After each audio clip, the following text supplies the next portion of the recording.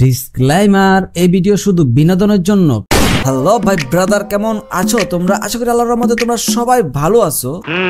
আজকের ভিডিওটা খুবই গুরুত্বপূর্ণ হইতে চাইতেছে। আমি তোমাদের সবাইকে রিকোয়েস্ট করব আজকের ভিডিওটা না টেনে সম্পূর্ণ দেখার চেষ্টা করো। আজকের ভিডিওতে কিছু কথা বলবো, যারা যারা কমেন্টে খালি একটা কথাই বলতেছিলা, আমি কেন নাপিত টিকটকার এবং কি রোস্টার নামে টিকটকার ফারজানা আপুকে কেন রোস্ট করলাম।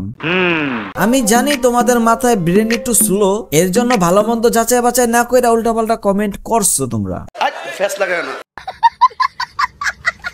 এবং কি অনেকে বলতেছো যে আমি কেন ওমরের পক্ষ নিয়ে কথা বললাম। সবগুলো অ্যান্সারই থাকবো এই ভিডিওতে, এবং কি তাদের কন্ট্রোভার্সি আশা করি এই ভিডিওতে শেষ করা হবে। তার আগে অপু আবার নতুন করে কিছু কথা বলছে, ওই কথার অ্যান্সার গুলো আমরা দিয়ে আসি। চলো ভাই দেখো আপনি কি আকার বলা পাইন। এতদিন পিঁপড়ার বাসায় ডিল মারছো, এতটুক পর্যন্ত ঠিক ছিল, তাই নাকি?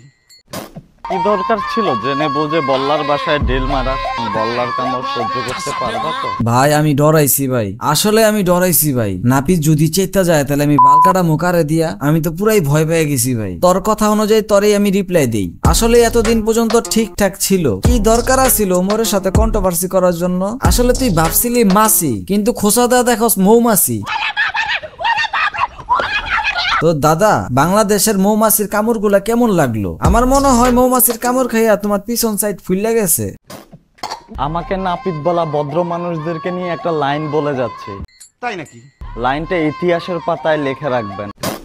আমার যদি কোনো প্রবলেম না হয়, সবকিছু ঠিকঠাক থাকে, তাহলে লাইফে এমন কিছু করব না যেটা তোমাদের স্বপ্ন হয়ে থাকবে কিন্তু পূরণ করতে পারবা না। না ঠিক আছে, তোমার কথায় আমি একমত আছি যে তুমি যা যা পারবা আমরা সারা জীবনও চেষ্টা করলে পারবো না, কিন্তু তুমি যা যা করতেছো এগুলা কি আমাদের আসলে কি করা উচিত? আমার তো মনে হয় না করা দরকার। আচ্ছা আমরা একটু দেখি তুমি কি কি করতেছো যেটা কিনা আমরা করতেই পারবো না।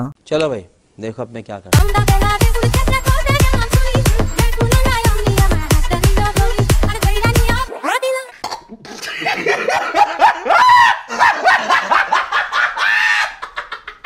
ভাই রে ভাই, তুই এই জিনিসের কথা কইছস? মানুষ খাওয়া জিনিস নিয়ে কত গর্ব করে, হ্যাঁ ভাবা যায়?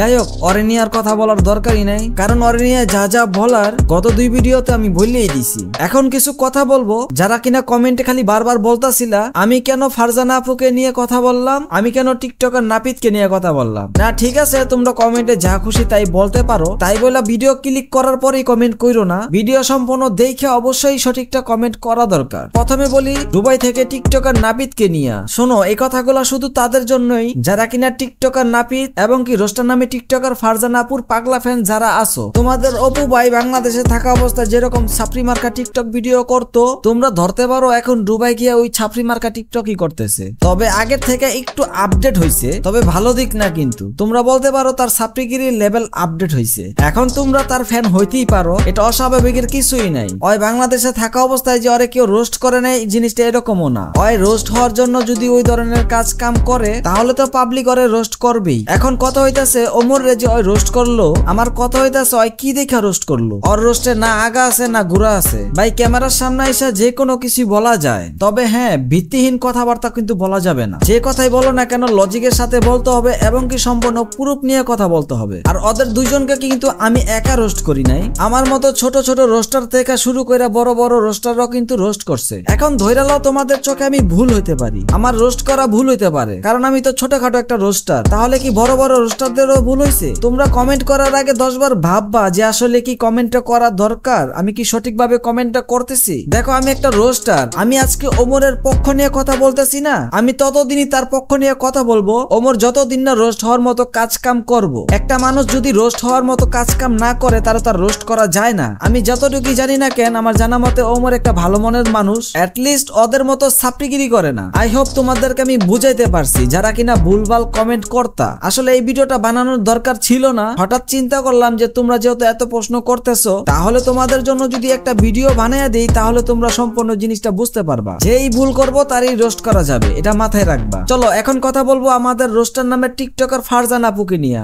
তোমাদের অনেকের প্রশ্ন জাগতে পারে যে উনারে কেন রোস্ট করা হইলো। তোমাদের এই রোস্টার ফারজানা আপু অনেকদিন চেষ্টা করতেছিল ওমরকে রোস্ট করবে, কিন্তু তোমরা বিশ্বাস করবা না, সে কিন্তু আগে ওমরকে নিয়ে ভালো ভালো ভিডিও বানাইছে। হঠাৎ কি কারণে জানি ওমরকে রোস্ট করার জন্য পাগল হয়ে গেছে। না ভাই ঠিক আছে, তুই রোস্ট করবি, করতে পারোস, তবে একটা মানুষ রোস্ট হওয়ার মতো কাজ কাম করলে তারে রোস্ট করতে পারোস। তোমরা যে রোস্টারের পাগলা ফ্যান না, তোমাদের সেই রোস্টার মাসে যে কয়টা ভিডিও আপলোড করে তার বেশিরভাগই হইতাছে টিকটকার গো ভিডিও রিয়াকশন দেয়, আর দুই একটা মনে করো রোস্ট ভিডিও আপলোড করে। মূলত যারে রোস্ট করার কথা তারে তো রোস্ট করে না, তার উল্টা রিয়াকশন দেয়, আর যে কিনা রোস্ট হওয়ার মতো কিছুই করে না তারে উল্টা রোস্ট করে। তোমাদের ফারজানা আপু যখন দেখলো দুবাই থেকে ওমরকে নিয়ে কথা বলছে, ঠিক তখনই তোমাদের ফারজানা আপু লজিকলেস কথাবার্তা তার ভিডিওতে তুলে ধরছে। এখন শোনো, 2025 সালে আইসা যদি তোমরা ভাবো পাবলিক সবাই আগের মতো বলদ আছে, তাইলে এই ধরনের কথাবার্তার সামনে ভিডিওতে বইলো না। আশা করি এই বিষয়গুলো তোমাদেরকে আমি বুঝাইতে পারছি। আর হ্যাঁ, যেহেতু এই কন্ট্রোভার্সিটা আমরা শেষ করতে যেতেছি, এখানে দরকার ছিল ফারজানা আপু